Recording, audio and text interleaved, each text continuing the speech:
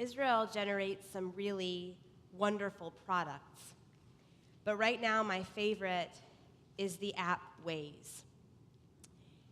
Waze is a navigation app that was created by an Israeli company, by the way, that uses up-to-date crowdsourced information to help the user find the best way from point A to point B.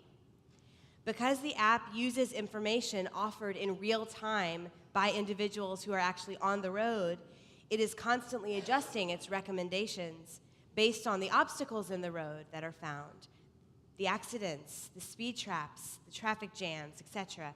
I'm reminded when I'm using Waze that there are many, many ways, not just one, to get somewhere. And that very often the route changes because the road changes. And you learn from those changes about better ways to travel. When we consider the task our tradition assigns us at this time of year, the task of taking stock in order to live better, if the trip we're on together begins on this Rosh Hashanah and ends at the next one, and if the criteria for a successful trip is not speed but growth, human growth, we must select the app for that trip very carefully. One app option is regret. Regret is that feeling that we made a mistake and we wish we had made a different choice. It's often accompanied by sadness or anger or shame. And if given the chance, it lingers, as we all know, for a very long time. But regret alone is actually unhelpful at best and destructive at worst. Regret first appears in the Torah as God's emotion, right before the flood of Noah, when God, it states, regrets creating humanity. And we all know the end of that story. God wiped the slate clean, almost literally. But in almost the next breath, the Torah tells us that a generation that followed Noah tried to build that Tower of Babel, leading with ambition and hubris instead of compassion and humility, just like their ancestors had done. They had no way to learn from their ancestors' mistakes because those mistakes had been washed away by the flood. There could be no crowdsourcing, no sharing, no learning. In the end, God's regret resulted in tremendous suffering and very little growth for humanity. But maybe God grows with us, because regret is actually not the app that God suggests for us when we've made mistakes, especially at this time of year. It is not regret we should seek, but return, teshuvah. Our tradition understands teshuvah, returning, turning, not as a fleeing from past mistakes, but as a reorientation of our journey based upon them, a complete integration of our mistakes into the fabric of our journey and the fabric of our consciousness. Teshuvah is a mining practice in which we examine our mistakes and use them to have a better trip next time. Teshuvah is like Waze, I think, though I'm not sure that they were thinking of that when they made it.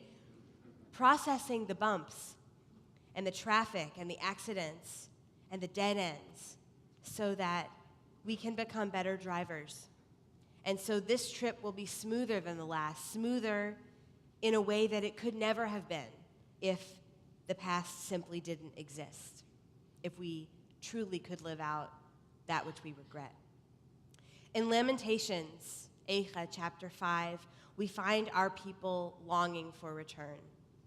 Hashivenu Adonai elecha v'nashuva, they cry. Help us to return, O God. They cry out after the destruction of Jerusalem, these words. They express regret about past wrongs, certainly, but the yearnings of our prophets and people at that time for return has everything to do with their past. The Midrash states that this yearning that's expressed in these words, this yearning to return, this plea of Hashivenu, is about knowing that a better life is possible, that choices do, in fact, matter, that past mistakes can actually make us more hopeful because we are now armed with the lessons that they provide. Return is yearning to live not as the expression of someone else's life, absent our many mistakes, but rather as an expression of our own life with a much better navigation system because of our mistakes. Our Torah this week includes the passage we read at Passover when our ancestors make an offering of their first fruits to the temple in Jerusalem. You may remember they begin with that story.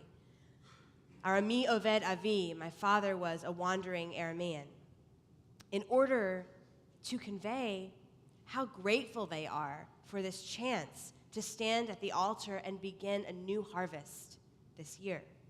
What makes them so grateful? It is the hardship of the past. I am here today because I can be, and that is the blessing that Israelite is to declare before the priest. Teshuvah, as a spiritual activity, has been passed down to us by people who have lost everything in each generation, who understand better than most of us ever will, God willing, how fallible and vulnerable we all are. They cried out for the strength to find their way again, and God cried with them. And they honed this process of taking stock for us. They knew a paper map, a frozen moment in time, a sense of regret alone would never be enough to navigate. However much we pray to be spared those bumps and those accidents, we must also remember their powerful lesson that every wrong turn or unexpected bump is a tool to make our trip home to our purest self more and more possible with each passing year. What an incredible app it is that we have inherited. Tonight, with only 12 days until we hit go on that new trip, I pray that our collective and individual bumps serve to smooth the way for the future. We need each other more than ever now, and all our roads intersect on this journey homeward toward our souls. Ken Yehi Ratzon.